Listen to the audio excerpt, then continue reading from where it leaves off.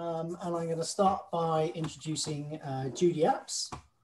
And so Judy, if you want to just give a wave in case they hadn't noticed that you're there. Yep. I first met Judy when she started doing Aikido at Piers' club, and always liked practicing with her. And I learned that she was trained in neuro-linguistic programming and coached and trained in that, and was curious enough to go and send myself on a course with her, and really loved it. She was really good at it. And what was wonderful is I had an inkling it might be linked to Aikido, and I found myself thinking at the end of the course, this is just Aikido. It's just about Aikido and relationships, really. And it actually gave me quite a lot of insight to come back to the mat and use what I learned on the course. And I've just always since followed Judy's work in the written form, really. And she writes a brilliant blog. I always find it insightful and useful. And she's written quite a few books. I'm holding one up now. You can check out others on her website. This one's called The Art of Communication, hence tonight's topic. And I don't read many books. I just don't, especially not academic books or sort of self-help books. But I read through this, it's an easy read. And I kept finding little phrases. I thought, that's just Aikido. That's just Aikido. That's just Aikido. And although Judy's influenced by Aikido, I would have to say that, you know, it's the NLP that came first and the Aikido second. So it was a bit like me coming to NLP and say it was the secondary thing rather than the first thing. So that's what my starting point, Judy. What was it about Aikido that drew you in, and what made you stay for as long as you did? Because you didn't exactly start as a flush of youth.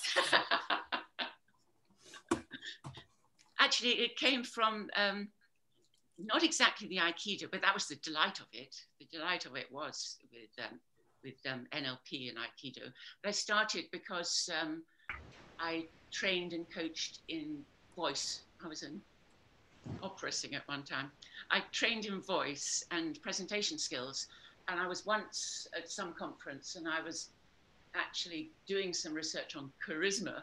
And I asked somebody, you know, what do you think about presence? How does one really get presence? And she just came up with Aikido. And thinking back now, I think that was a bit of a left field kind of suggestion, actually. But I found Piers up at Cold Harbour and started Aikido. And a huge thing about that as regards anything to do with communication, whether you're talking to a big audience or one-to-one, is there are other people involved.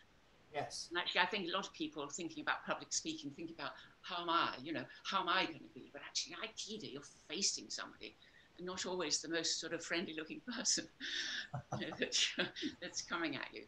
So I have to say that don't you think it bizarre that you got this left field suggestion, and the dojo was literally next door to your house?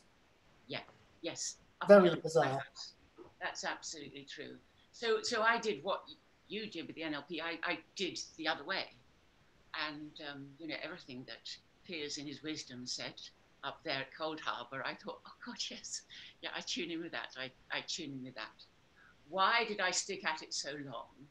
Well, it's very clever that Aikido has these little goals that you have to, you know, you get one coloured belt and then you get another. And I think it was sheer bloody mindlessness, really. I had to get the next stage and the next stage. Although I wouldn't recommend starting Aikido in your 50s and really, really mastering those forward rolls elegantly and beautifully and softly. But yeah, that's how it was. So I found that NLP helped deepen my knowledge of Aikido, or knowledge of life, really. What did you find in Aikido that chimed in with your NLP? I mean, you do give quite a few nods to it in your book. I think that I'd be interested to know from everybody, actually, you know, why you started Aikido, any of you. But I think for most people, okay, it might be about confidence and feeling strong, but for most people, it's a physical thing that they go to Aikido for, maybe. Contradict me, everybody. Feel free to carry on.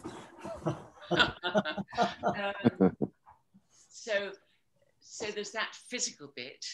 And then they discover more and more how important, how it's a mind thing. So I discovered that, and working with people on voice, I was discovering so many people in companies who just think that anything to do with talking is neck upwards, really. You know, particularly those very bright people I'd work with. You know, here's my great brain up here, which is having these amazing thoughts, and all I have to do is breathe in through my nose and spout out of my mouth. And I would work with some people who, I don't know, wanted to be a partner in their firm, and they talk like this. You know, they talked absolutely like this because they were very clever, very intelligent people. And what I got from Aikido that was a confirmation for me was everything to do with communication involves your body. You might start in the recesses of your mind, but you express it through your body. Yeah. You know, if you want to say no to somebody, if you say, no, I can't do it, no, you know, it's not the same as saying, no, even without the gesture. No comes from your body. And a lot of things come from your body. When you ask somebody how they are, they say, I'm fine, absolutely fine, no, I'm fine. And you know they're lying, because actually what they want to say is, if they dare to go into the body, they would just say, actually, I'm really not fine. You know, it would come from the body. So it was that to start with, this whole idea of the two coming together. And of course, I got the presence. I mean, you know, Aikido is full of presence. Yeah. You know, that state of readiness. Yeah. Is just so brilliant. I remember at the time somebody came up with a story in NLP. It was actually a proper bit of research that was done on the London Underground, and a lot of people, I mean, obviously well before COVID, a lot of people get attacked on the Underground, and particularly people working there. You know, and the people who'd regularly been attacked, and then there were people who somehow had never been attacked. So they thought they'd do this study on, you know, who gets attacked and who not. And actually what they discovered, it wasn't the ones, you know, stand like a big policeman who were almost asked to be, you know, attacked because they're saying, okay, come and get me if you dare. It was the people who stood there really calmly, but there was something about them that kind of said, you know, it wouldn't be a good idea to mess with me. But that was sort of invisible. It was just in the balance of the body that wasn't floppy, wasn't it was just that beautiful sense. And I thought that was magic in Aikido. I thought it was amazing. I mean, I think even to I won't keep on going on, but even to my black belt, I think I was still kind of, you know, out of fear from what was going to come. But, you know, the people who do it beautifully, I mean, it's the most beautiful art, isn't it? Yeah. Aikido. Yeah, but even if you didn't feel like you completely mastered it on the mat, I imagine that in your own realm, it gave you even greater confidence and a slightly more depth. Absolutely. Yeah. Absolutely. And I use it in examples as well with people all the time when we're talking about communication, and perhaps we'll say something about that a bit later. But yes, that whole idea of how you hold yourself. Yeah. Because one of the things that I was always very impressed by is if you do a study of people who communicate really well. So let's think about, you know, the public speakers or people in the public realm. The people who do it really well, they don't come out of the same box at all. They're all completely different, and some are a bit more, they've got a more lively energy, and some have a very, very peaceful energy. But they've all got that sense of being okay in their bodies, their ease with themselves. So it's about coming into yourself, and then actually you're most powerful. The funny thing is, you probably think you're most vulnerable because you is showing, but actually you're most powerful. We often used to use that the comparison with what's his name, Errol Flynn. I'm sure you've talked about him. You know how he used to hold a bird in his films. He always used to say, if you hold it too tight, you crush the bird and it dies. If you hold it too loose, it gets away. So it's all about not too tight and not too loose. I have to And tell you, that was something that I got much more strongly from Aikido. I have to tell you, it's the first time that Errol Flynn's ever come into these conversations, but I'm glad you've introduced him. Well, there you are. It's his bird. Swashbuckling Errol Flynn. How to hold a sword, he said. Yes. So the word that Hold comes, it like a bird. I think it's nice. I like the image. the word that comes to mind from what you're saying is authenticity. How would you define authenticity? It's an evil. It's a difficult word. It's a really difficult word, authenticity. My mum always used to say to myself, just be yourself. And you know, you'd think, heck, you know, myself at the moment is a shaking, fearful blob. You know, kind of, you know, how can I be myself? So it is a matter of coming into the inside you. There's another image, which is a lot of people present, a lot of politicians do this. I mean, I'm not even talking about the lying ones. I'm talking about, you know, politicians and public personalities often have a very shiny exterior. So they're kind of on the ball and they're there and they're kind of confident but it is like a shine. It's a gloss. Yes. And you know that you're not really getting the real person. You're getting the performance personality. Yes. And most people don't want to go underneath that. They can often, in presenting, people can manage to do that. They can learn to do that. And they have to keep it up because they know that inside them is this shaky bit that sort of says to them, you know, when they're at their most important moment, says to them, you know, do you remember when you were 4? Mrs. McDermott said you were no good at this sort of thing. You know, all that sort of stuff inside, which is the layer inside. But authenticity is, I've suddenly thought of a connection actually, is that shining light inside you. I suddenly thought of the Dantian, you know, you're kind of a light, something incredibly powerful, but it's not hard. It's pulsating. What sprang to me was it's kind of mind, body, and if you want, spirit, all in alignment. It could be that. And the only way you get to that authenticity in my model that I'm demonstrating to you now is if you let that gloss go, or if you allow a bit of vulnerability because you've got this blobby bit inside which is a bit scared. But you can't ever get to that beautiful core, the spirit, if you like, unless you give way a bit, which is relaxing until you let go of it, if you like. And that's where I mean, that's when we're at our most powerful, when we're able to sort of get in touch with that. And I would say that's exactly true on the mat too, when we're able to be aligned, when we're physically and emotionally and spiritually and all those good things, when we're able to find that version of ourselves, that's when we deal well with situations. Exactly. It's one of those things that's lovely to watch on the mat. If you're a big group of a mixed group from different clubs and so on, you know, that you see that people are going at it and are going to, in their mind, they're going to win. In other words, the person's going to fall. And then the people who are a bit fearful, and then the people who flow with it, and they've got much more strength, of course, haven't they? They've got much more. Yeah. So what are the key rules for you in terms of good communication then? Well, you don't ask easy questions, do you? I thought you meant to ask. Well, you've written a book on it, so I thought you might have a clue. All right.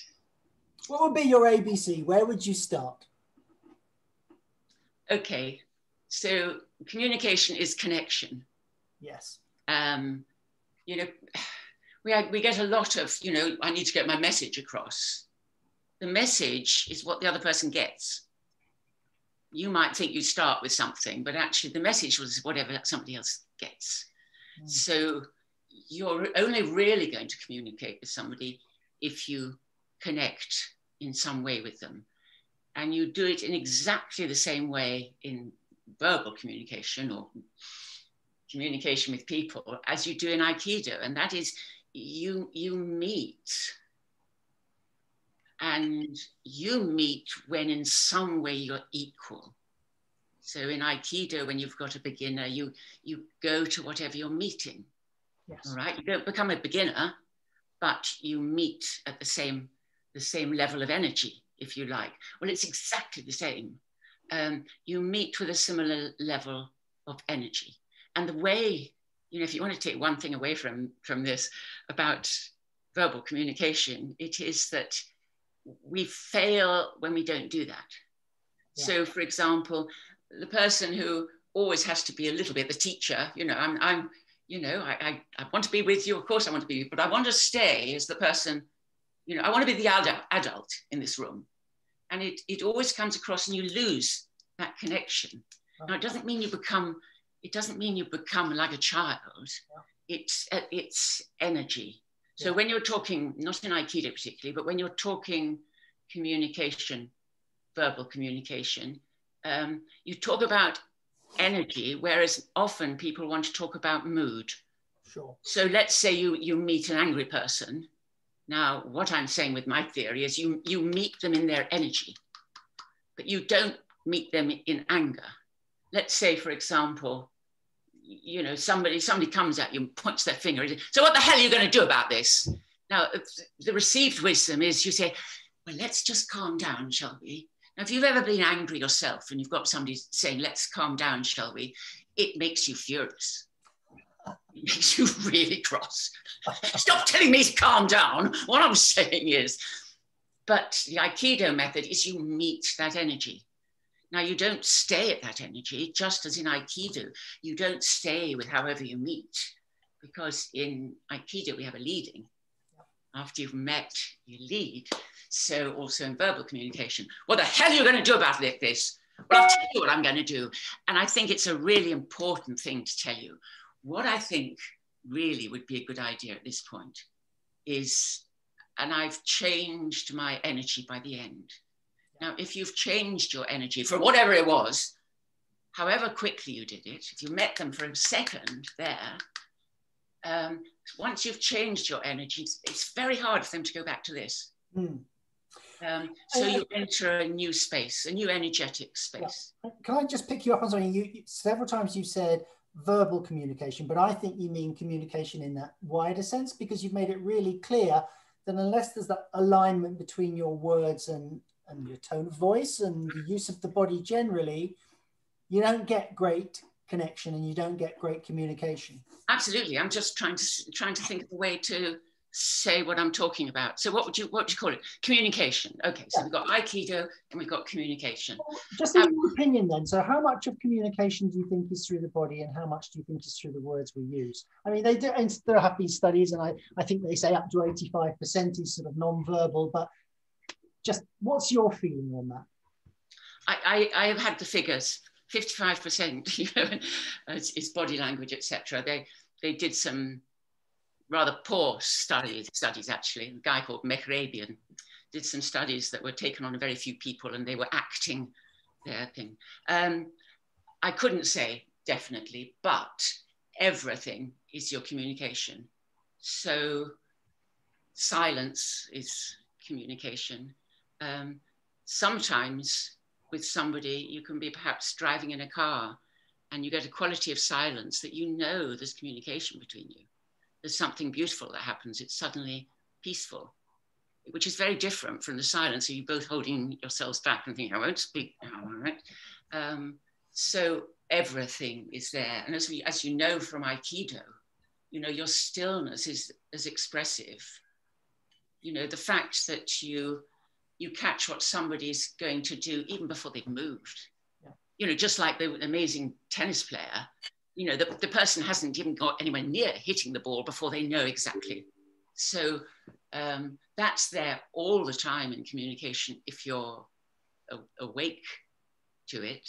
Yeah. Tone of voice is, well, of course, that's my field, but it's amazingly important. And it's amazing. They worry that if don't worry, carry on. It's amazing how many people just don't consider that. There are a lot of people who have a tone of voice.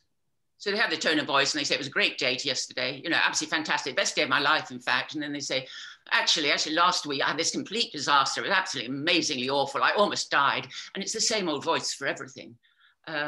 So your voice is incredibly important. you know, somebody would say, well, I told him I didn't mind. I really told him I didn't mind. And, you know, courts of law go on the words, don't they? You know, yeah. Twitterscape goes on the words. But actually, it's how you say it that matters. So you reminded me of another thing just through that, really, that when people use that sort of tone and they're using those sorts of words, they're kind of denying themselves, and they're not really being honest with themselves about how they really feel. And I think that's one of the crucial things about Aikido, that if you're to progress, you've got to look pretty closely at yourself and be honest with yourself and accept where you're really at rather than where you think you should be at or want to be at. Yeah, because a lot of the worst things in communication happen when you're trying very hard to be in a particular way. You notice the words, trying very hard to be. So, for example, I'm really trying to be nice and kind to somebody who I've been hurt by, say, and I speak in this nice, kind way, and they accuse me of being patronizing. Now, I'm not actually being patronizing, but actually my voice sounds patronizing because I'm not being genuine. But I think we're kidding ourselves if we think it's very easy to be genuine. I mean, none of us are genuine all the time. I think a lot of us are not genuine a lot of the time, and for very good reasons. You know, we want to be there for people, we want to help people, we want to, you know, I noticed very early on, you know, taking Aikido into training courses, how every time I greeted somebody, I kind of made an effort. So somebody would come in and I'd say, oh, hello. And my shoulders would go up and I'd go, oh, really nice to see you. And I thought, I wonder what it would be like if I just stayed in me to say hello. I found it really hard to do because there was that, oh, I've got to be there for that person. So I think, you know, in different ways, there are also the non-reactors, you know, the people who don't react to anything, which is the opposite of me. And, you know, equally, they don't react to things that, looking from outside, you'd think, but that deserved a reaction, you know. And they don't, you know, oh, thank you very much. You know, you think, I've just changed that person's life. Well, thank you very much. Yeah. Well, they're exhibiting a level of control there, aren't they? Self-control, which, again, is just a way of masking who they really are and what they're really feeling. Yes, I mean, you know, you've been at my latest book, the communication one, and control is huge. Control is huge in our time, probably always was there, but it's huge because we want certainty, we want to be sure, we want to know, you know, somebody will come and they want sort of help with a conference speech or something. They want to know what's going to be in it and exactly what they're going to say, and people get scared of perhaps somebody interrupting. Or now Aikido is brilliant for that because you don't know what you're going to get. So Aikido is brilliant for the art of spontaneity. Yeah. Now you've got loads to learn, and communication, there is actually loads to learn. When I started talking in communication about the to and fro of conversation with a stranger, I got a lot of feedback that it was amazing and exciting, and it was so basic. You know, that the way to talk to a stranger is you give a little something back, and you leave a little hook so they could ask an easy question if they wanted to, and you know, very obvious things that because we learn language so early, we never learn the art of some of those things, like you learn the art in Aikido. So you've got the art and practice of it, which is about control, but actually this whole substance is spontaneity, isn't it? Hugely. Do you ever get frustrated? I mean, because you obviously would probably have a high level of reading people's bodies and noticing their tone, etc., etc. So you kind of know when they're being authentic or not. And do you find yourself getting very frustrated because you can see all the time or very often how people are just not being themselves with you?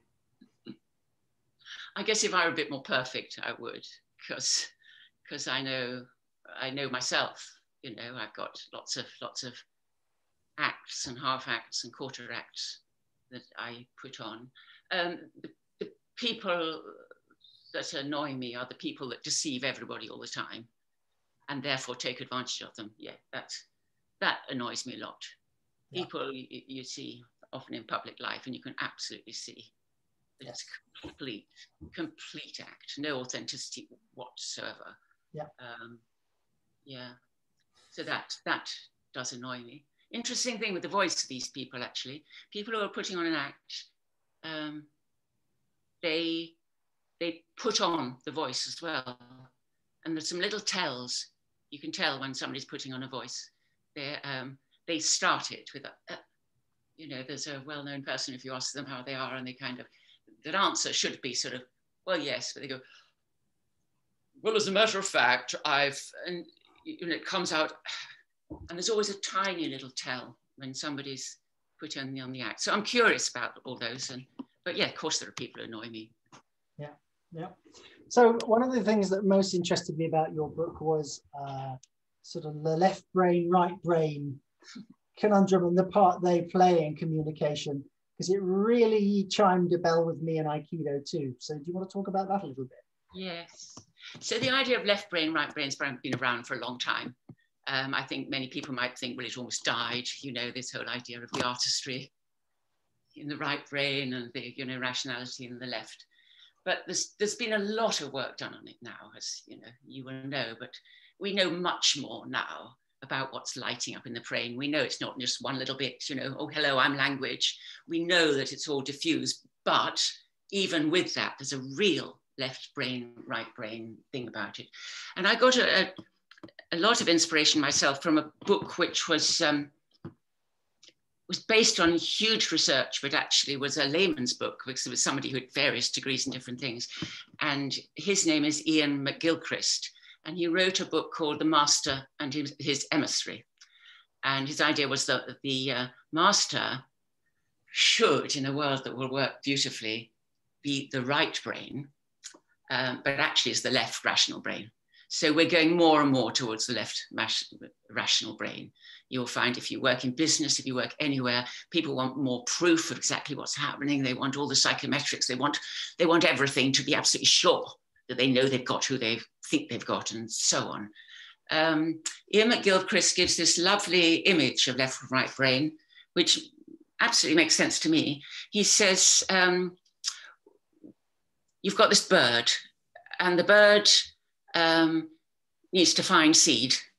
So it is looking at all these pebbles, and it's searching for seeds, and it gets seed, right? That's the left brain. It's dealing with something that is known already. I've got these pebbles, right? And I think I'm going to find seed there, and I spot seed. That is a left brain activity. The right brain activity in that same bird is its awareness. It's awareness that there might be a predator, that there might be things going on. It's got this amazing awareness as well. And that is the right brain. Now, the right brain is always given a bad press because the right brain is never certain. Because the right brain knows that things are big and complicated enough and enough exceptions, etc., that we can never be absolutely sure. So, all the great scientists, from Einstein on, they all talk about, but we never know. We never know for sure. This is what we know up till now. The poor old scientists in the pandemic, what they want to say is this is what we know up till now. And one will say, well, I think we know this as well. And the other one will say, well, I think we know this as well. And then we follow the science, the madness of this according to the right brain. Mad, because we're just gathering information. The left brain really, really wants certainty. It wants to know what is there. So it constantly wants everything to be tables and lists and models. It deals enormously with models.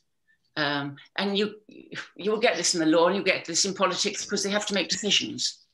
I mean, you can't have a right brain saying, well, we can't really make a decision, can we? Because we can't be sure. People who work in decision making have to work with models, but the right brain knows that that's full of flaws. It knows it's full of flaws.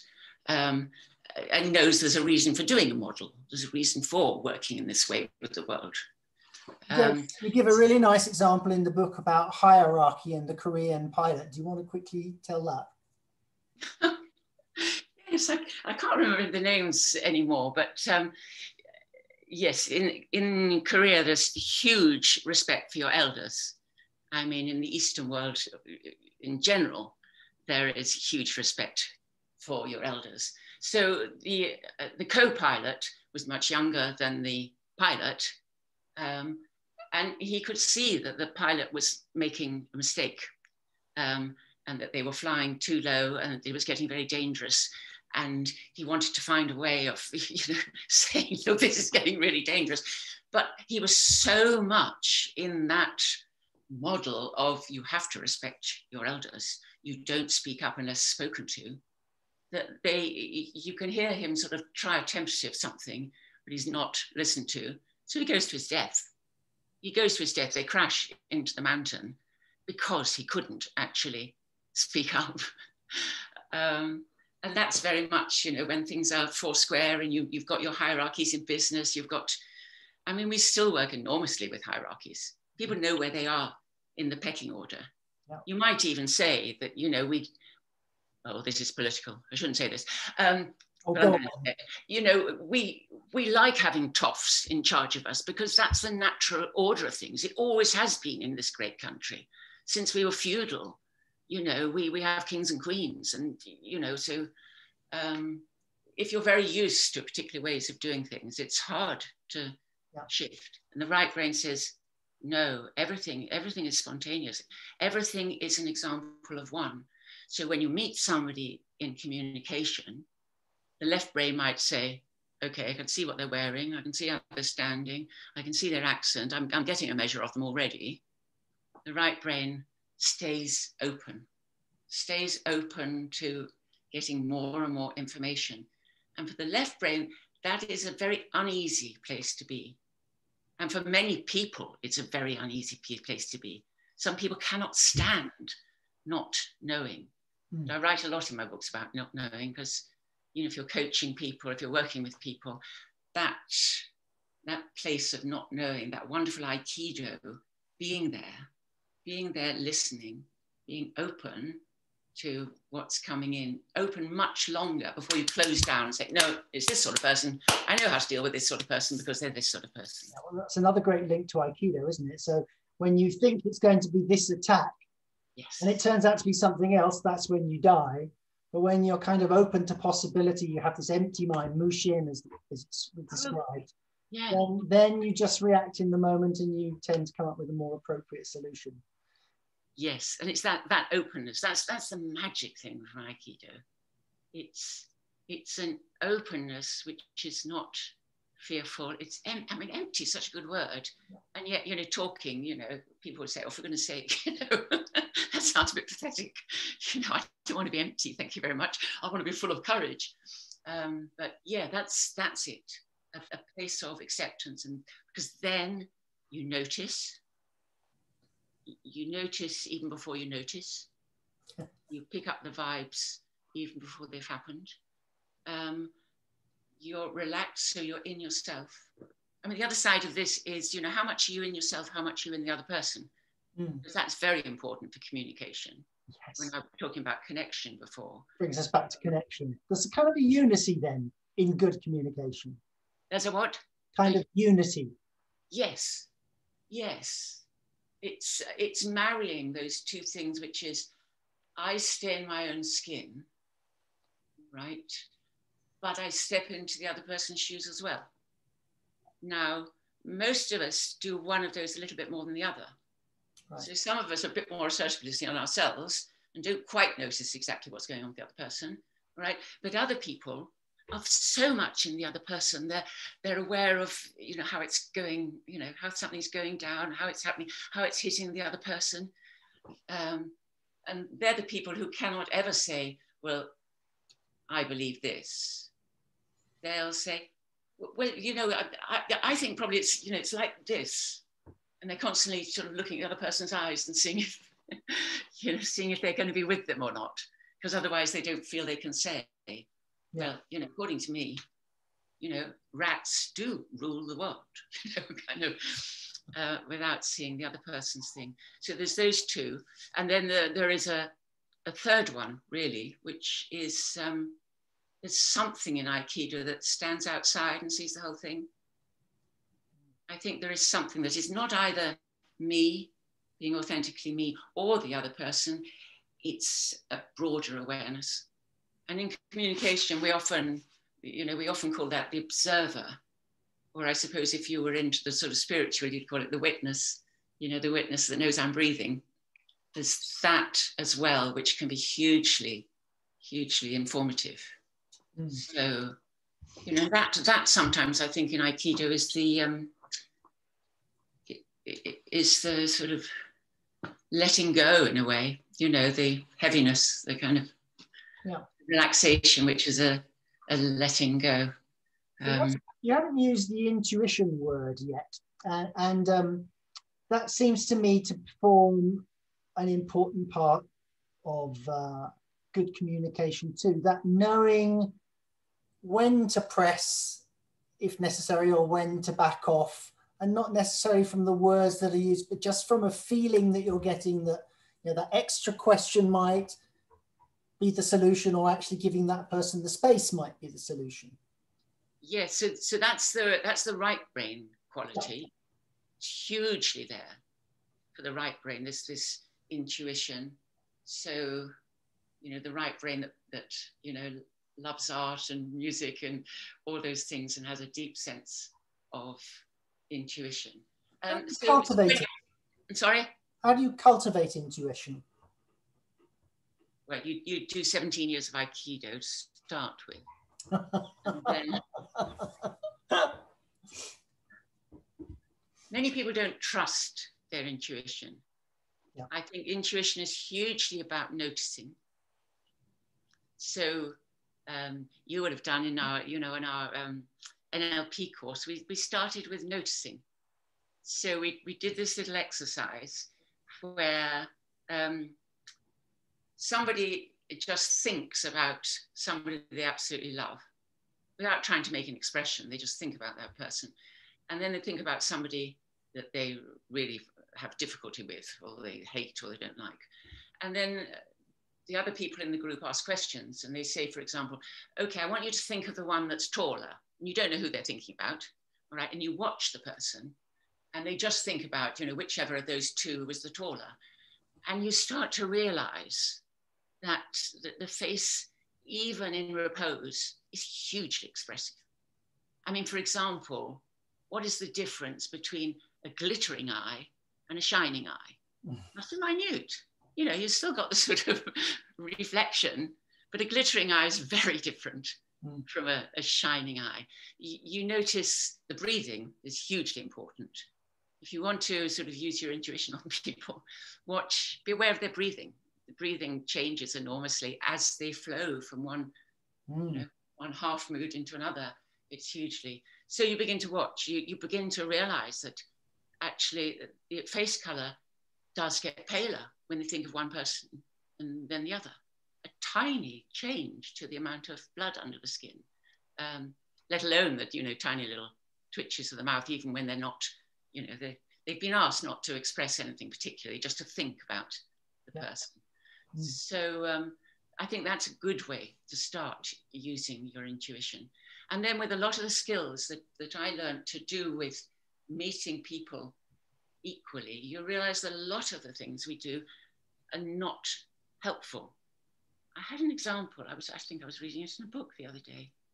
There was this boy, it was a film. I was watching a film, and there was this boy, and his mother had died, and he had been told by his dad, when his dad died, he said, look after your mother, and he was about 7, look after your mother. And his mother died, and he was distraught. I know which film it was called Dig. It was about the Sutton Hoo. And he said, I've failed, I've completely failed. Now, my instinct, which is not my intuition, would say, of course you haven't, you really did your best, right? But this wise old guy who did the first bit of Sutton Hoo Dig said to him, yeah, we all fail. We all fail. So he met him He met him exactly where it was. And to me, that wouldn't have been an intuitive thing to say, actually. But, you know, a while ago, I wouldn't have thought of that. I'd have thought, I've got to reassure them. But reassurance, if somebody's blur, they want to be met, not blur, but there. They want to be met there. So if somebody's saying, oh God, I'm feeling like death, it is not helpful to say, come on, the sun's shining, come on, cheer up. Blur. You are so different. So you meet in a place that is similar. And sometimes if the person is very quiet, then you've got to leave space. You know, in coaching, you know, I do more coaching than anything else these days. You know, in coaching, when your client goes quiet, that is not the time to talk. They're doing some sort of inner processing. Just wait. And, you know, 9 times out of 10, something really interesting happens at that very point. The point you were able to stay quiet.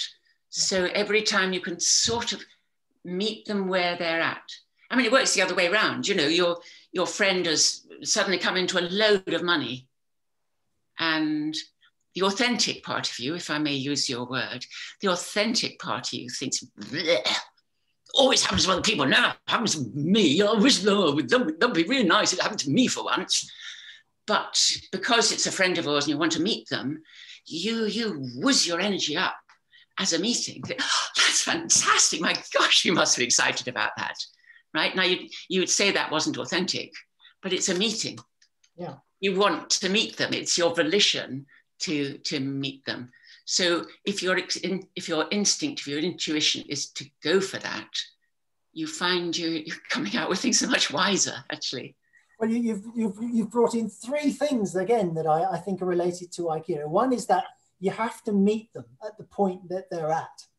If you go too far in or you hold back too far in Aikido, it just doesn't work. You have to meet them at the exact place to get beautiful technique working. You talked about breath and the importance of that. Oh, yeah. And you also talked about sort of, well, you didn't say the word mindfulness, but this attention to detail and noticing the small stuff, because the small stuff is important, which I think is also really huge in Aikido, especially as you after you've sort of mastered those early years, it becomes all about the detail. Yeah, actually, you're making me think that all these things are full of paradox. Because of course it is more and more about the detail, as well as it's more and more about the bigger picture. So you've got those 2 things which are kind of opposites, and you're doing them at the same time. At the same time, you've got complete relaxation and huge energy. Again, I mean, people often say, don't they, well, you know, when you reach nirvana or whatever, it's absolutely that. You know, when you practice mindfulness, you relax completely, but you don't slump. You stay brilliantly awake. And I think that is the magic of all these things, is that you do things that seem contradictory. And that is completely right brain. You actually can take opposites. You can live with opposites side by side. And actually they are the answer to everything, you know, that you do both. You do both at the same time. And the rational mind would say, well, of course you can't do that. Can't do that. You know, either a detail person or your big picture person. I'm a big picture person myself. I just say, just give me one sentence. I don't want to see. I don't want to see all those NHS figures. Thank you very much. Sorry. No, that would be me as well. I'd be a big picture person. I thought the future, I just want to come up with, I don't highlight books. I don't like marking books. I think it's sort of sacrilegious, but I did a lot of highlighting in this one.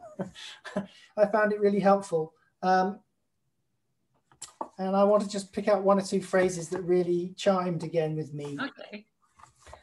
You've got a chapter which it starts, it's all love. I thought, well, yes, you did. And that struck me as actually, when you listen to O-Sensei, that's what he said about Aikido, is really all about love. Do you want to talk about that a little bit for you? Yes. Yeah, it is. Communication is about caring for people. I've had 1 or 2 aha moments in my life. And one was when I was doing a course of NLP as a learner.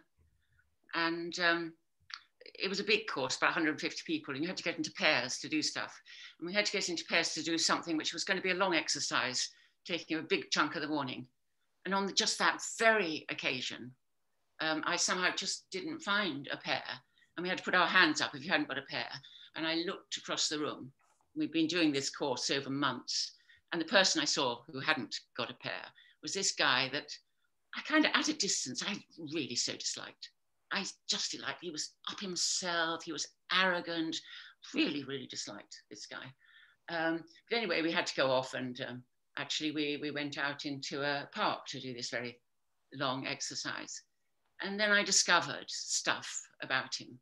And I discovered he came from this is a while ago. So he came from a Jewish heritage. His, parents and grandparents had been involved in the middle of Europe, all these things he'd had to escape as a child, all sorts of very, very difficult stuff he was faced with. And then, he lost both parents in the end, and the Holocaust just went on, and I began to warm towards him.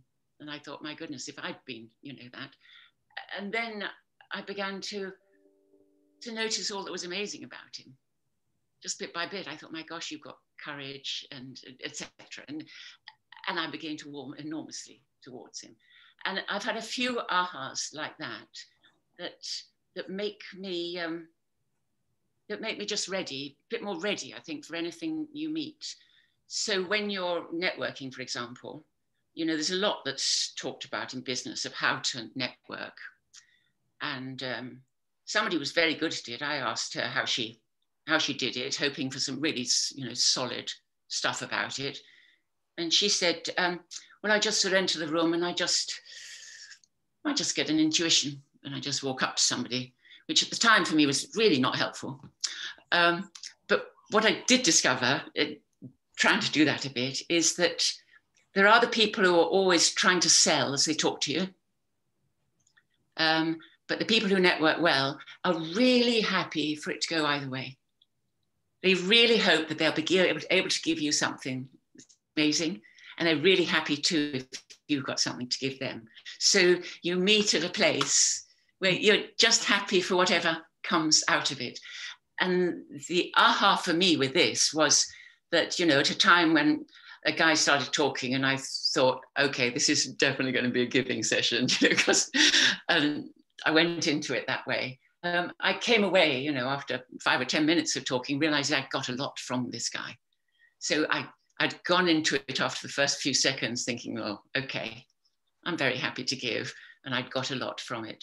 So I think this sort of, you could call it open-mindedness. You could call it, caring for people. But I think actually, yeah, it's love. I mean, just another very, very quick story, but I really liked it. I was told this in a course. There was a rugby guy, and they were interviewing him with some other people about, how they got the best out of their squad. And the other two people were very articulate.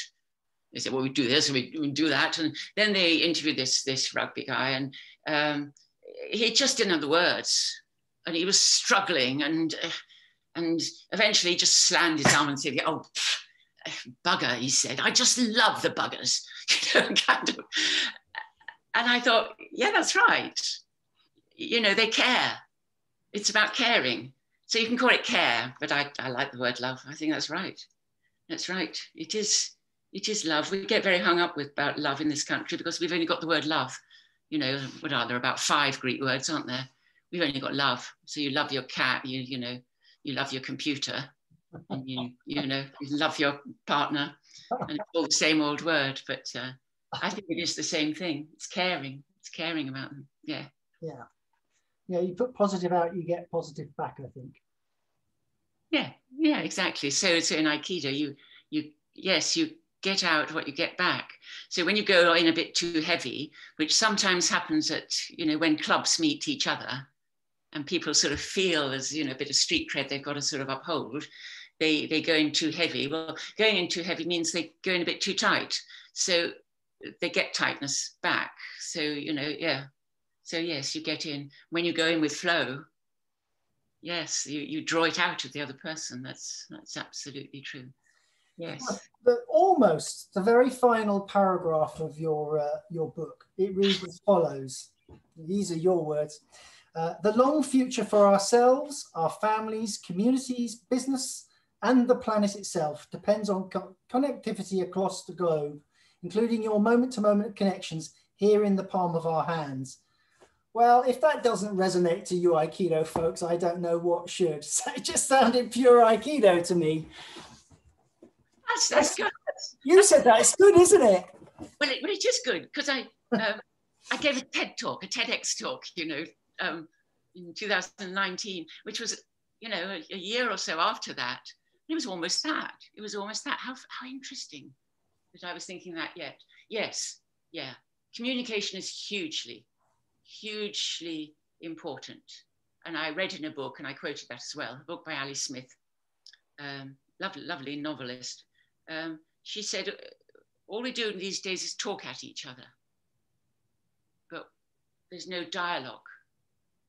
Dialogue is always a to and fro. Have you ever had this happen? It's a friend of mine used to laugh about it. People come to dinner and they talk all night about their holiday and what went wrong with their holiday. The whole evening they've talked about their holiday and then a little bit about their children. And when they're gone, you thought, okay, well, they didn't ask one single question about us. And then they would thank you afterwards. They said, it was such a fantastic evening. We had such great conversations. And they would actually say that, the conversation was so amazing because, of course, they were involved. But conversation is always has a feeling of equality, unless you make a contract. Unless you make a contract, this is my counselling session, and I'm there to listen. But yeah. And yes, and the little is as important as the large. I think that is true. I think if ever we're going to change things, it does start with one conversation after another conversation, so that people learn that that's how it works. And it is absolutely true when we're not getting many conversations at the moment. We haven't got many public spaces for dialogue. Mm. We got to a stage a long time ago where sort of party conferences became displays because the media was so powerful that, if ever there were quarrels, the media picked them up. So they became displays. And a lot of the meeting now is kind of display. And what we need is dialogue, people saying what's actually true for them. And even in the workplace, there's enough fear for people to find it very difficult to have real dialogue. Although I think if you communicate well, there are ways to give bad news well. I mean, I think there are ways to say your truth by finding some thing. I worked with a county councillor who was passionate about the young people in her borough, passionate about them. And she was having a bit of coaching because she felt she just wasn't getting anywhere. She just wasn't getting in the council or in the committee meetings, just wasn't getting anywhere. And I sort of said to her, well, what do they care most about? Because they wouldn't listen to her. They said, oh, it's always the bottom line. It's always the bottom line, the bottom line. I said, well, start there. So she did. I mean, this is just, obviously a story that ended well, but she went in and she did. She said, this is not going to work and that's not going to work and it's going to cost us this and it's going to cost us that. She started there. She got their attention. And then she was able to say a little bit about how, how our kids, how our children matter. Yeah. And she felt she got through. So you start with where they're at. Where they're at. And it could be the subject matter, all right, which is the easiest one. So if you're talking to a stranger, start with the weather, start with safe stuff. It could be stuff, what's happening in the world, etc., all safe. And then you go on to activities, because then you're talking about the other person, because it's what they do. So it is about them, but it's safe. I play golf, or I do this, da, da, da. Then you go into, what they think about those things. So then you're getting a little bit closer to the person. Do you enjoy golf? What is you like about golf? I don't know why I'm saying golf, because I don't play it. All right. And then after that, this is where connection actually happens. You ask them, so why does that matter to you? Or what's important about that? Or why do you love it? A gentle why question.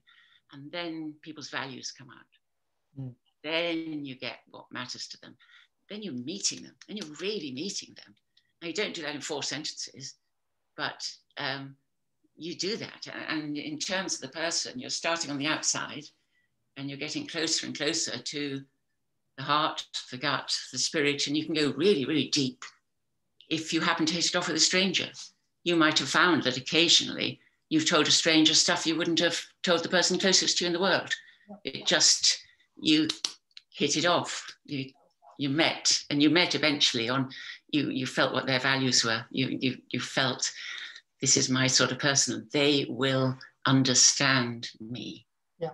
Well, again, I think that has a link to Aikido too. There's a building up of trust. So when you practice with a complete stranger, you're giving them their body. So if you go in full bore, you're mad. You're either going to completely overwhelm them or probably get crushed.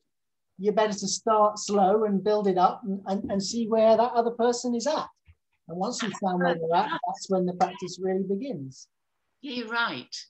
It is the word trust. That's right. And you can trust somebody actually quite quickly when you're taking in all this information and picking it up at a deeper level. Absolutely. Yeah, you're quite right. So Aikido is the answer to everything. Of course it is.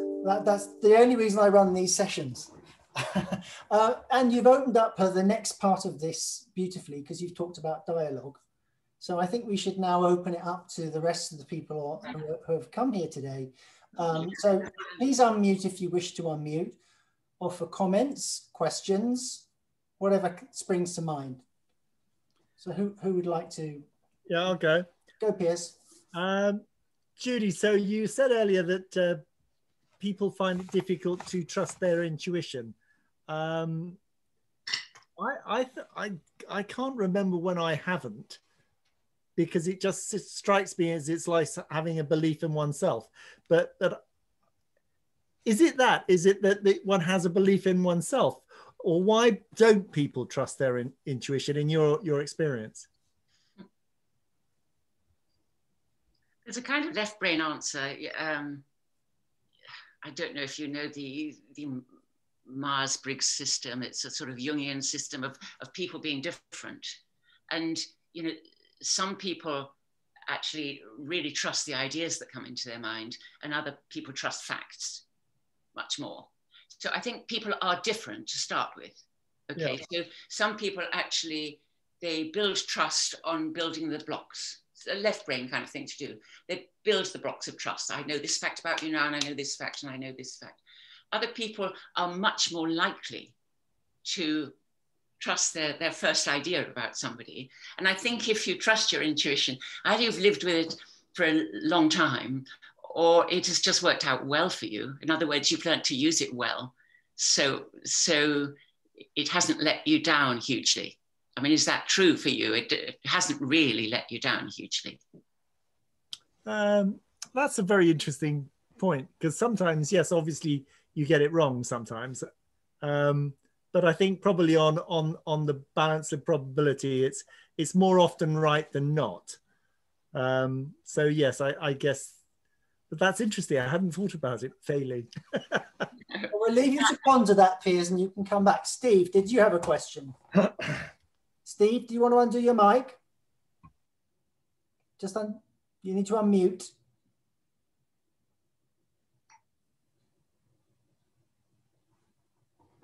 I would unmute you, but I can't. You have to do it.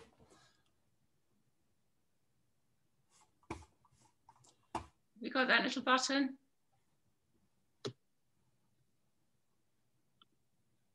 What? No, we can't hear you, Steve. While you look for that, I'm going to open it up to somebody else, and hopefully you'll be able to sort that out shortly. So has anyone else got a question? Finn, you'll need to unmute too. Yeah, good. No, thank you. That was really stimulating presentation. Thank you. Just wondering if you think there's any particular insight to be gained from thinking about these invisible forces that we sort of describe, and using metaphors like ki, and the way that might relate to the voice and musical relationship. your inner voice, whether that's expression, key, energy. I just wondered if you've a way to conceptualize that, or whether there's much that can be learned or shared. Energy is a huge subject, isn't it? Because you can think of it in many different ways. You know, I've got, you know, at times I've got very interested in the meridians that run through the body, and you know, there's obviously a wonderful good sense on in those. A lot of it, you know, I think energy comes from this relaxation plus energy. I've got a very prosaic example. I can never, ever start our lawnmower. It's one of those you have to go like that. I can't start it. I just can't. And at the end of the summer, I thought to myself, I can do this. You know, I'm the kind of person, I could go like that and I could go through a load of blocks. It would be my key. So I did it. I did it in that way. I pretended I was doing something like Aikido, and I took the breath, and I knew, you know, like you do with extending key and all that. And I started first go, and I thought, isn't that interesting? So it's partly intention, isn't it? It's partly intention, it's partly relaxation, and it's partly energy. I think those three, actually, if we're not thinking of things that are more esoteric, which I also, you know, go with absolutely. But I think when you've got those three together, so you relax, but you're super awake, right? And then you know what your intention is, and you go for that with relaxation and energy. It's amazing what happens. Now, in terms of voice, that is absolutely the same. It's completely the same. So, you know, so many people, they don't take a breath that goes into something. We have expression in our voices when we take a breath and it goes into something. Like if I smell a beautiful smell, the sound is just, it's the sound that came from that particular breath. Whereas no way, oh dear, it didn't work that time, no way came from no, right? So your breath comes from that energy. And people who have a voice that doesn't express, they take a breath and they stop it, they veto it. So, you know, if you say, are you excited? And the person's really excited, you know, they'll say, yes, as a matter of fact, I'm really excited. And they went, stop. And then they speak. And if I can make one sexist comment, men do that far more than women do. It's because we talk a lot when we're very little. That idea of not being laughed at, you know, I'm not going to go, oh, that's not very nice. I go, you know, go away. We stop it. Yep. So voice is only expressive when you've got those three things happening, actually. And it's a long story, and I've got to leave it now, haven't I? It occurs to me, interesting question, Finn. Actually, I'd love to talk about it more. You may have noticed that Finn mentioned about music. Well, he is a musician, and it seems to me that really music is just an extension of the voice in many ways. It's, you know, you're using a different instrument, but it really is a voice. So yeah, absolutely, everything that Judy said, I'm sure, is true. So what's your instrument, Finn? Quite decide. Yeah, guitar, but just thinking more in terms of the voice, it's okay. That's personal, but invisible. Sort of embodies, it's embodied sound, but it's embodied energy and relation and intention and all these things that you talk about. Yeah, but also, absolutely, and the breath. So the breath before you start has that first phrase in it.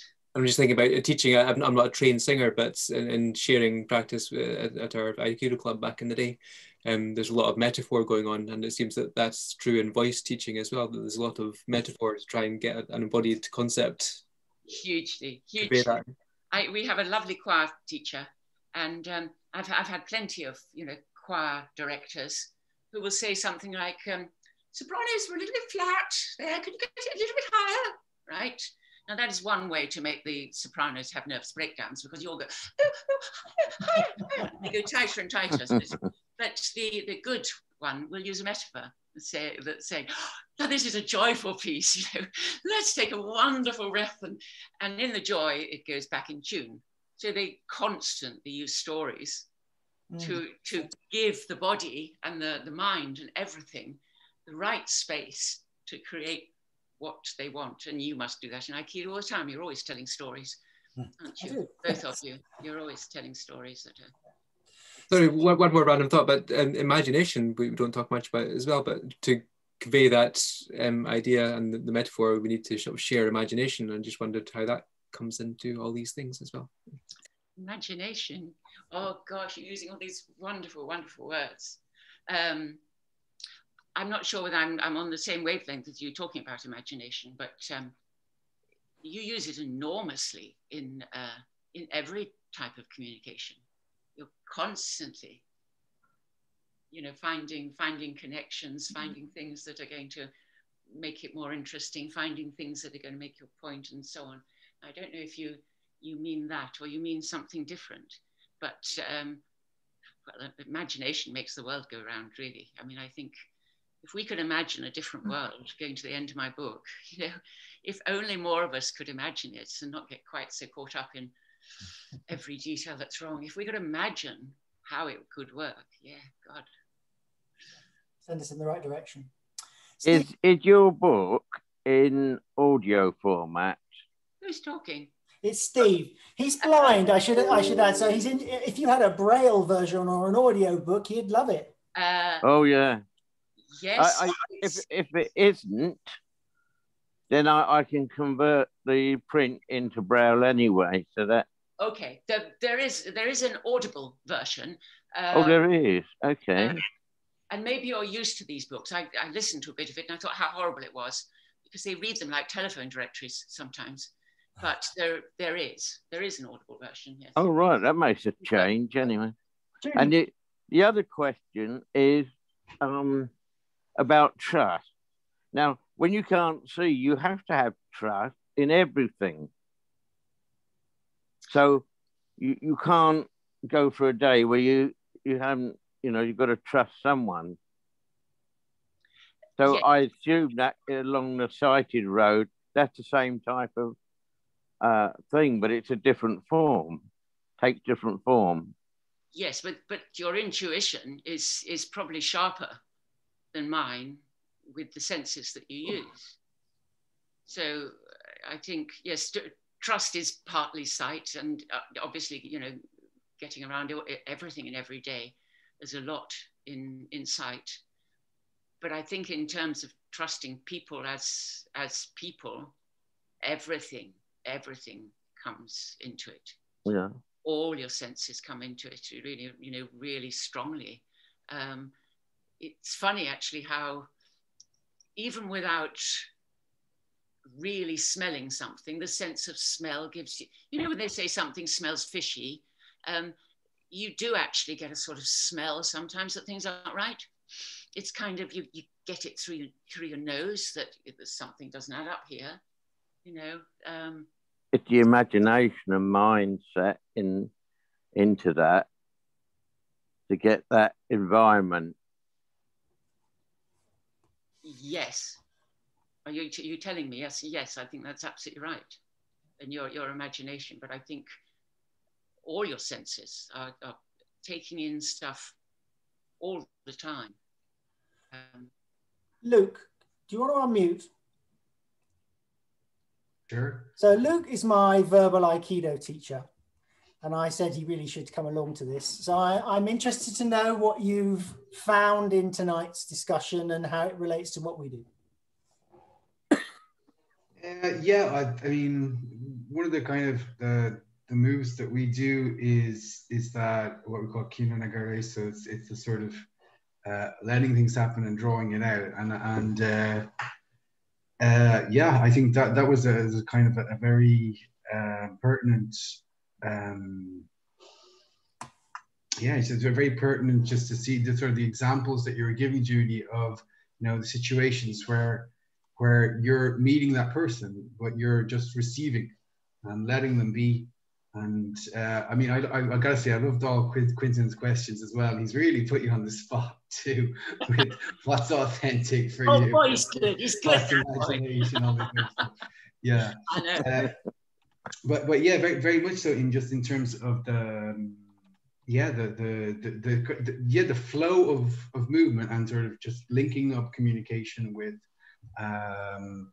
yeah, with Aikido, of course, I mean, that's what we're kind of doing all the time on the verbal mat, as it were.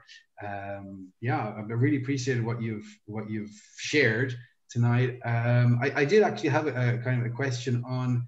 I was kind of aware of in NLP they have that move where you say you're going to meet somebody at the energy level that they're at, and then sort of bring it down. I do have some qualms with that. I mean, and now if it is authentic, I think yes. Well, then if you do feel that, and often where there's sort of energy, like if somebody has an angry thing, we might feel that that's unfair. So we will then get into that sort of, oh, this is unfair, and you'll feel that energy. But if we're not on the same level as the other person, I'm just wondering, is there any other ways that you've noticed that can actually embrace that other person's energy if you're not necessarily on their level? I don't know if this is an answer, but when I was learning NLP, it was all about rapport. So rapport was meeting the person's energy. And we learned how, if somebody crosses their legs, you kind of sort of quietly cross your legs and kind of, you do everything to be like the other person. And everyone started doing this, incredibly well. And it looked really false. I thought, but if you think of it in terms of energy, it can be exceedingly subtle. I mean, subtle makes it sound as it's a very deliberate thing. It's almost not a deliberate thing. It's I want to meet you where you are. I think it's probably not that I'm noticing it deliberately, but I think it's more a breathing thing than anything else. So what occurs to me here is that it's about intention. So when we do verbal Aikido, Luke, we go through various strategies about how you might handle a situation. And I've often said, this doesn't feel right in this moment, and that's not what I would say now, and I don't want to do that. At least that's my feeling anyway. And it strikes me the same in that sort of mimicking of posture, that initially it might be a bit artificial, but actually the benefit after time is it does bring you to the same energy point as the other person. So false maybe when you start trying to use that technique, but ultimately it works. Yes, I think people look out for it though. Then they sort of, if you do gestures, it becomes often too much, I think. It is the meeting of people. It's also how quickly or slowly you come away from it. For example, if somebody, again, is very sharp, it says, I mean, that's got to happen, hasn't it? It's just got to happen. No, but I'll tell you why. And I go from my no to something I go down hugely fast to whatever is different, but I'm doing it myself. I think there is a sense that people feel met if you've got what their energy is. So if there's some way you have of letting them know that you've got their energy, because if you don't do that, they often don't quite feel understood and keep going at it. But if it were going to be high energy, I would only touch it. I would just touch it a tiny bit, like, no, but I'll tell you what I do think, something like that. So there are all the different permutations of how you might meet somebody. And of course, right brain says there are no rules here. There are no rules. Of course, there are no rules, because you could do something, completely different, but then you'd be aware that then you were doing something completely different, which would have a different effect. I think the whole point of doing things similar is that the person feels understood. They feel you've got what they're about. So if somebody says, oh, well, it's never going to happen for me, you're not going to whine, but you are going to sort of be there with them. Yeah, it's difficult sometimes, isn't it? So you kind of meet them at that. Yeah. But no. I really appreciate what you said. A lot of people don't really get that about when, it's actually sort of antipathic when you say to somebody, well, don't be upset. or don't be afraid. And if they're showing fear, or they're showing upset or sad or whatever. And it's really, I mean, school teachers talk about it all the time. It's just what they do, but they're not realizing that they're pushing or oppressing or repressing what that person's feeling. So I really loved what you said about that, and I think more people need to know that. So please do continue sharing that. But I do have a question about what you were talking about just there, coming back to that sort of NLP thing, which is, for example, aside from actually going to an NLP training session, which can be kind of expensive sometimes too, but is there a way people can practice? I mean, how would people, for example, that sort of movement that you're talking about, and yeah, I think you're right. It's like any sort of technique. It might feel a bit uncomfortable at first, but once you get into that movement, it can flow a lot more easily, and you'll sort of integrate it better. How can people practice that? Yeah, you can get loads from a book, and then well, it's trying things out, isn't it? We used to do a thing after we'd learned about rapport. It really worked because I did it myself. I went home on the Underground, and there's a guy sitting opposite me in the double seats, and so I just quietly, he had no idea what I was doing, I don't think, the whole way through. I just, mirrored how he was. Okay, and he sort of turned the page of his book, and I just sort of moved a little. And so I really mirrored him this is pacing in NLP. I paced him, just for my own amusement, because we were completely separate and he was busy doing his thing. And then at one point I uncrossed my legs. And he 1 second afterwards uncrossed his legs as well. Sort of, okay, you could say it was a fluke, but people have tried this many times, and it does happen. Your subconscious kind of picks up that kind of connection. So you can try these things anywhere. If you're chatting with somebody, you need different ways. They suggest in counselling, don't they, that you're sort of at an angle like this with each other. And then you sort of, but you can mirror by doing different things. If someone's super energetic in their language, you need to have some energy about you, say. But it doesn't mean you've got to talk back the same way, but you've got an up energy. But then, when I was talking to my teenage son, when he was a teenager, that would never have worked. If I'd said, so how was school today? Oh, get lost.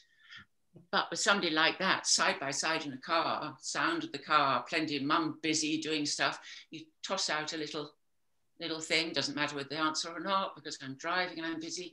We got really good conversations going like that. Mm. So we were mirroring, but we were mirroring in being completely unconcerned about each other. Mm. All right, with me just tossing out a little question, I obviously wasn't all that concerned. And because I wasn't on his case, he was happy to answer. So there are many different ways of being with people. You've reminded me of something else, Judy, which is that, when you have an expert in any subject, they're skilled in many, many things, and they've practiced all sorts of exercises over the years to get where they're at, which is just the same in Aikido. We learn all these techniques, but in the moment when somebody really attacks you, you can't be thinking, I'm going to do Ikkyo. You just do whatever comes out. And it's just the same in good communication.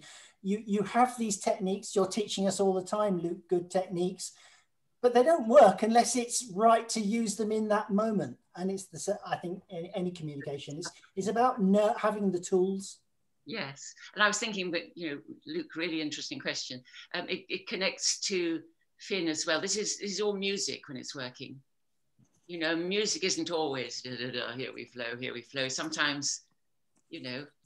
I mean, goodness, if, my doctor used to be so good at not matching. I'd have about 30 seconds in his surgery, and then suddenly he'd be on his feet. And because he was on his feet, I sort of got to my feet. And before I blinked, I was outside the door again.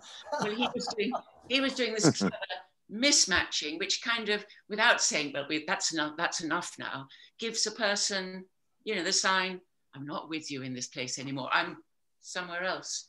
So it's all music communication, isn't it? And there are many different ways, you can mismatch, you can flow, you can, it's all there. But then that's the same with, what is it, sixth form, where you suddenly go at people in Aikido. I can't remember now. You stand up against somebody and... Oh, no, it's not. Okay, so any final questions or comments? Yeah, I have a question. Go Sorry, on, Deborah. it's Deborah.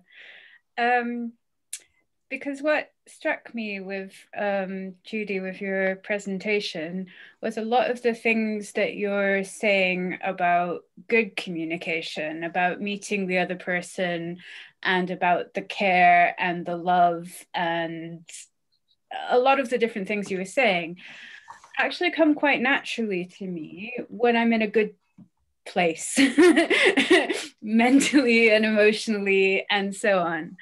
And then there are other times, and for me, I'm thinking less of like days than like periods of months when I've not, and this is not the case at the moment, but looking back, when I've not been in a good place mentally and emotionally, and I withdraw into myself, and it's almost like I can't open my mouth. And so the question is more like, I think some of the things you're talking about, the sort of like skills or techniques or things, the things that actually do come quite naturally to me when I'm well, I would be very interested to hear what you think about how to do those things and how to almost like push yourself into doing those things from a state when you're not so well. And I guess that, I mean, I can't believe that, you know, this is just an issue for me. I mean, it must apply to some other people as well. So I thought I'd ask. Well, it applies to me, so that's fine. I'm sure it applies to lots of us. I think there are a million different ways. I think there are a million different answers to it. One I would give is that if you're particularly good at empathy,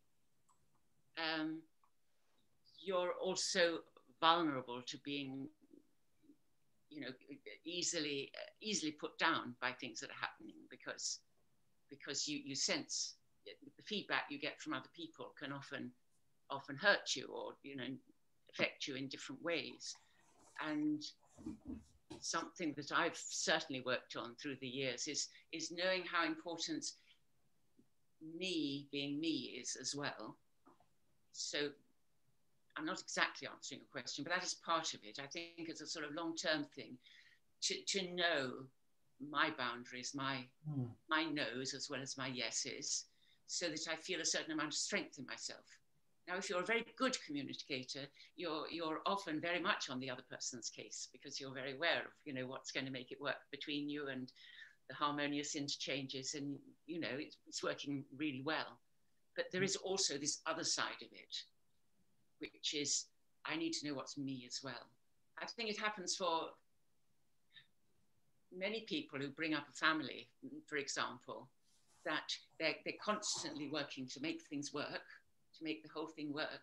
And they wake up one day when they're 50 and they think, I haven't the least idea what I like and what I don't like. I don't know anything about myself whatsoever because I don't seem to ever assert myself to be in a particular way. And I think if you've got that as a sort of a core inside you, it's sometimes then easier. Although it's also a toss-up, isn't it? Sometimes actually you really need to nurture yourself and go into what's happening for me, and other times actually push yourself a little to go out. And also if your communication with other people is always you being the sunny side of you, and that's what you do well, you don't do well the sharing the non-sunny side of yourself. That probably means there's work to do on ourselves, you know, and sort of exploring our shadow side as well. Oh dear, that was about 10 quarter answers. Well, you brought me to my last. It was a lovely big question. I kind of, yeah. You brought me to my last resonance with Aikido, which was it's really all about balance at the end of the day, knowing when you need to look after yourself, knowing when to look after the other, and when actually it's appropriate to be thinking about the us. And you know, everyone has it.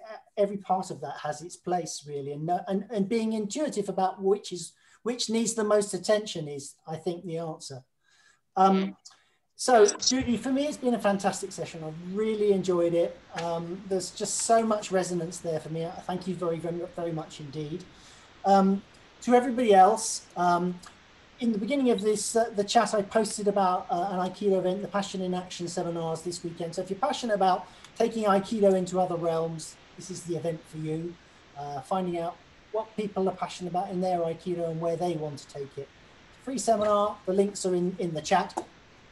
Next week, we've got Richard Strozzi Heckler coming, another sort of star on the American scene.